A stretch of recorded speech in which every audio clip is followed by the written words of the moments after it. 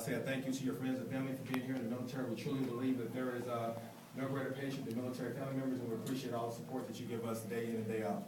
So we have Army, Air Force, any other branches? Navy.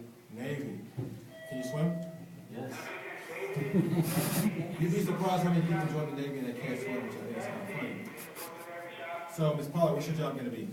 I'm going to be working with the tag, or Apache attack card. Cool. And you, ma'am? I am from the Air Force. What's your name?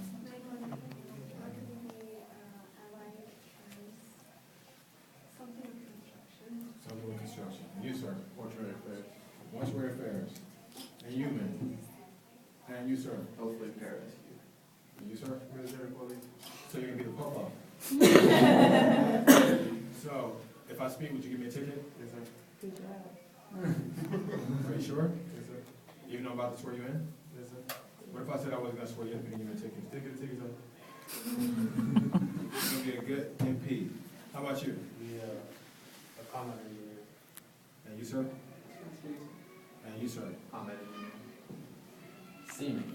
Good stuff. All right, so what I will tell you is make sure in addition to whatever specialty that you've chosen, make it a point of emphasis to also focus on your education. You want to put yourself in a position to be marketable and competitive, whether you choose to stay in the military or if you choose to transition back into the civilian sector.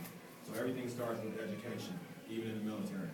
So take advantage of that tuition assistance. Myself, I started right where you're starting off. Started off as an infantryman, did that for 3.5 years, re-enlisted, started as a combat medic. Deployed a couple times, but utilizing that tuition assistance, was able to earn everything from an associate's degree in occupational therapy to a master's degree in public health, and then I decided to become a medical service corps officer. So who knows what path you would choose, but put yourself in a position where you have options for you and your family, professionally and personally. Everybody understands that, right? Yes, sir. All right, is everyone sure they want to swear in today? Yes, sir. And no one promised you anything outlandish to join your branch, a Maserati, a Range Rover, $300,000, something like that. Yes, sir. I wish to. All right. One more thing before I swear you in. Alexander the Great. Anybody heard of him? Yes, sir. You know, great leader, great military tactician. This gentleman, before the age of 30, he just about conquered the whole hemisphere.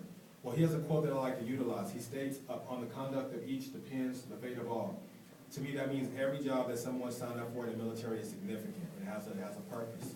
Case in point, no matter how great of an infantryman you are, you can't do your job if you don't have bullets. No matter how great of a cook you are, you can't cook without food. Same thing with a medic or a surgeon. They can't do their job without bandages and scalpels. So that's where those folks who work in logistics come into play. You can't do your job if you don't feel safe. That's where MPs come in. They enforce a standard. They make sure everybody's doing what they're supposed to be doing. So just keep in mind, we may not always know what someone is signed up for, but it's definitely significant and plays an important part of every branch. Does anybody have any questions of me? No, sir. You're sure you want to swear in, right? Yes, sir. So when I get ready to swear you in, there's two portions that are interchangeable. The first part being when I ask you to solemnly swear. If you don't swear, you may affirm. The second portion is at the end, and that's when I say, "So help me God." If you practice a different faith, at that time you may remain silent, so understand. Friends and family, you may go anywhere in this room at your discretion with the exception of the kill zone. The kill zone is on the podium with me. But if you need to come forward, you need to come right up front here. At any time, you may do so. It doesn't distract me or nothing like that. You ready to rock and roll, right? All right, let's do it. Roof it, hut!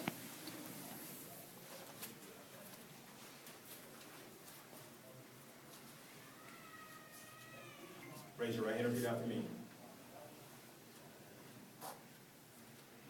I state your full name. Do solemnly swear. That I will support and defend. The Constitution of the United States. Against all enemies. Foreign and domestic. That I will bear true faith. And allegiance to the same. That I obey the orders. Of the President of the United States. And also support it over.